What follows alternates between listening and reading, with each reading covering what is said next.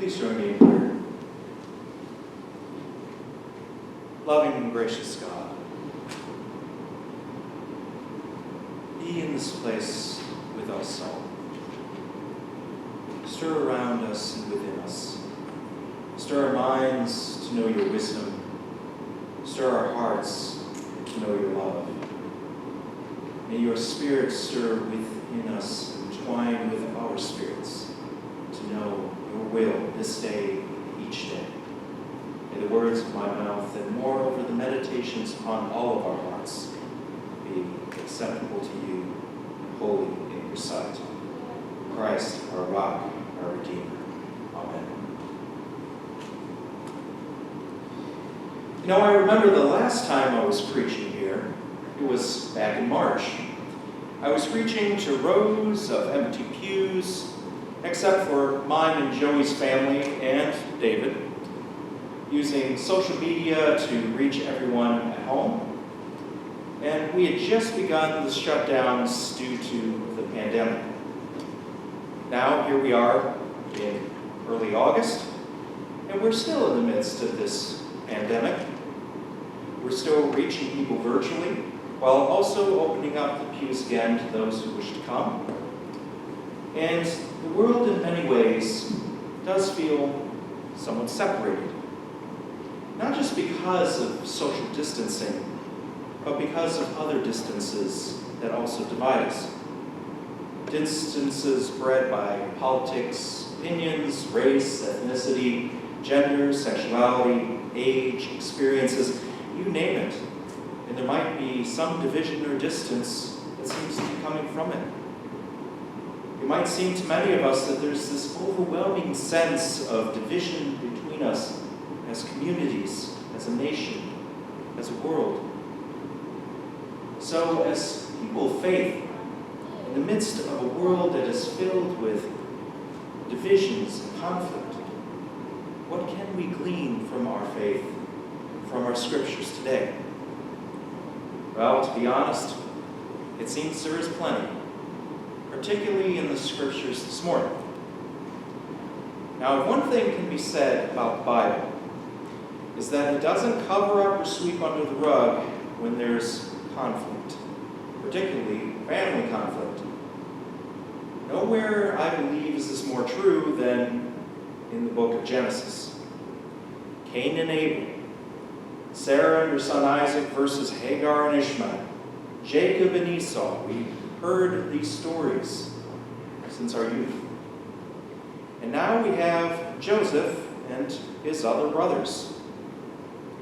We heard the first part of that story early last week, and we were left with Joseph being sold off by his brothers into slavery in Egypt.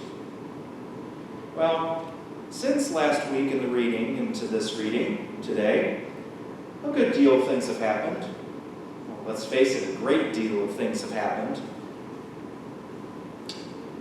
I encourage you to read all about all of those things that happened in your own Bibles, because we really don't have that much time today to go through all of that. But as it happens in a manner that's very fitting for a Broadway musical, in a nutshell, Joseph went from rock bottom in slavery, had some ups and downs along the way, and goes all as high and as powerful as you can get in Egypt without being the Pharaoh himself.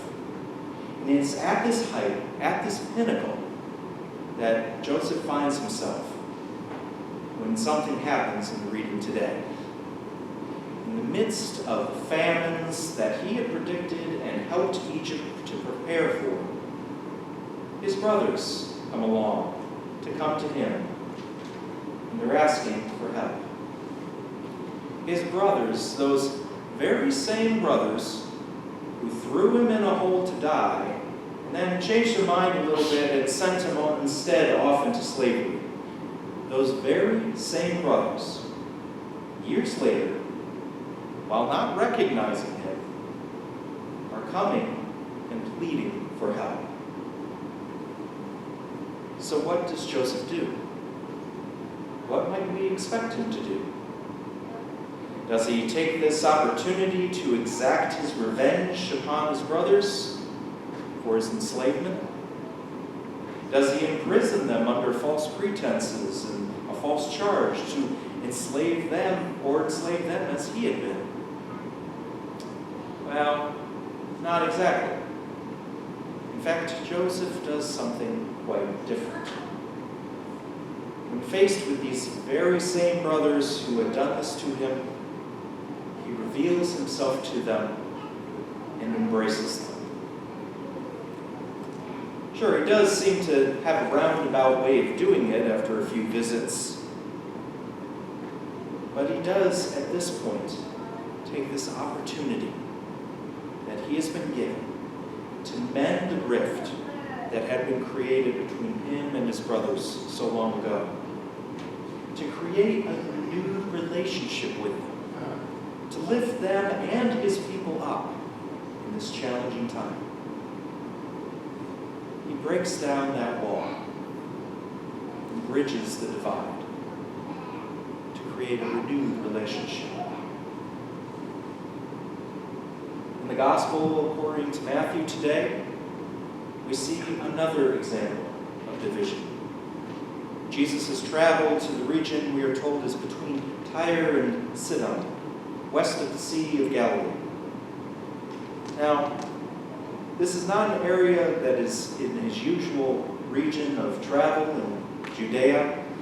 It's outside of that area. And it's no surprise that we might encounter some Gentiles along the way. And yet, when this Canaanite woman comes pleading for help for her daughter, at first she seems to be treated as if she were the one intruding on Jesus' turf. Now, we've seen the disciples from time to time trying to get Jesus to tell people, go home. Let us have some time alone. But usually his response is one of welcome and inclusion instead. It's not often we see Jesus seeming to agree with his disciples. It would appear that Jesus does not seek to help her at first because of her Gentile status. Because, as he states, his ministry is for the lost sheep of Israel, not for the Gentiles, or as he more roughly states, the dogs. And yet, when the woman persists and counters by pointing out that even dogs get crumbs from the master's table, that metaphorical turnaround seems to turn Jesus' mind around. Instead of continuing to hold to this traditional divide between Jew and Gentile, Jesus shifts, laying down that wall that stands between them and making a bridge instead. A bridge built on the faith that she revealed in her argument, and in turn providing healing and new possibilities. In both of these stories, for Joseph and for Jesus, there seems to be a moment of truth. There's an opportunity that's given when faced with this long-standing division or conflict of past and present moments, to either firm up those walls of resentment, hatred, and fear that had been built up for so many years, or to tear it down and build a bridge instead. Joseph uses the past bad blood and bullying of his brothers as a way to reveal how God had used even that for a good cause in the end. An opportunity to save his people from famine that he might not have had if otherwise things hadn't happened the way they did. Jesus uses this dialogue between a Jewish rabbi and a Gentile mother as a way to open a door for God to work good news into the Gentile world. A door that will later be opened even further as the disciples begin to carry on that work of Jesus past his earthly days of ministry. In both cases, God uses people in divisive situations as the foundations to build bridges instead of walls, so that God's redeeming love might shine evermore in the world. So that brings us to our world, our time. It brings it back to us. Now, there is no doubt about it. We live in a world that is fraught with division, barriers, conflict. And obviously, we have physical barriers that we've been using lately to respond to pandemics, such as our masks, social distancing. But that's really not what truly divides us. We're divided by differences. Differences from our past, and even our present. Differences in who we are, who we seek to be, or who we want others to be. Differences in how we view the world, or even our closest neighbors. With so many differences, they can build up like a wall built stone upon stone over time, preventing us from crossing that divide or even being able to see each other over the wall. And so with these built up walls also comes fear. Fear of what we can no longer see clearly because the dividing wall has blocked our visions. We fear what we can't control. We fear what we can't understand. We fear what we can't predict. There seems to be more than enough of those causes to fear to go around these days, doesn't there? And yet, do we allow those fears to drive us further in our divisions? Or do we strive to open ourselves to live out that gospel of love, to break down those barriers of fear, and use the gifts and resources that we have available to us to build bridges instead? In a time of pandemic and health concerns, do we seek to do what may seem to be the ironic thing and use our gifts of physical distance and barriers like this to care for those who have health issues or might be more susceptible to the more dangerous complications? Do we set examples of good neighborly behavior to care for one another and provide for each other in the face of a growing culture of what is frankly self-centeredness masked as freedoms? In a time of racial and ethnic strife, do we seek to be open to listening for the pain in another person's story? And even when it doesn't resonate quite with our own stories, we recognize that each story, each life, ours and another's, is a valued story and life of another child of God. In a time of political divisions, can we create spaces in our minds and in our hearts for mutual understandings? That we are all part of this community, whether it's our local community, our state community, our national community. Can we create those mutual spaces for each other and respect each other's views, while still promoting a sense of community that cares for all of our neighbors and gives a hearing to all of the voices, even the ones that may not be the loudest? In a time of economic divisions, can we look beyond the usual labels of different wealth classes and see one another as essential to each other's well-being? Recognizing that in this time, and really in every time, everyone needs essential workers who often are paid lower wages. Recognizing in this time and in every time, everyone may need financial and food assistance, and it's not just about someone being too lazy.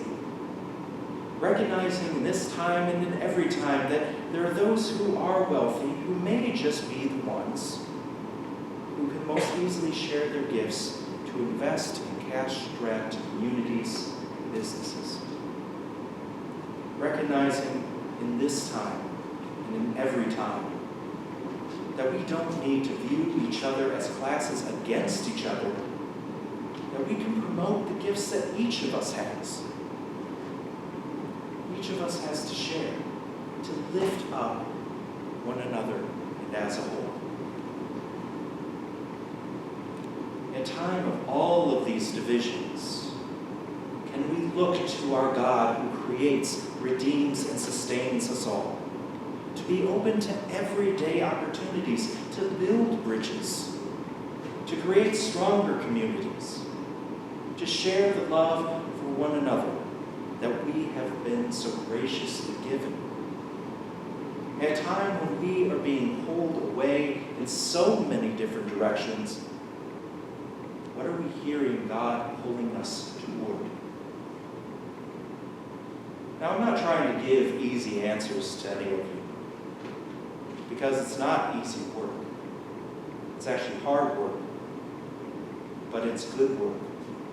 It's the work of God's kingdom, a kingdom where all are given not just crumbs from the table or mere satchels of grain in a time of famine,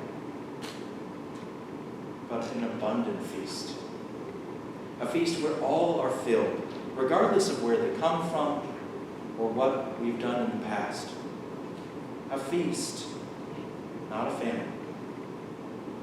We're given an opportunity to start anew this day and every day forward, to make that kingdom that we envision become even more of a reality in our lives, in the lives of others. We're given an opportunity each moment, in each daily encounter, to choose love and compassion over hatred and fear, to choose building bridges instead of creating deeper divides, to choose to model Christ's community over the world's self-centeredness. The choice is ultimately our own. May we choose wisely, for the world is watching.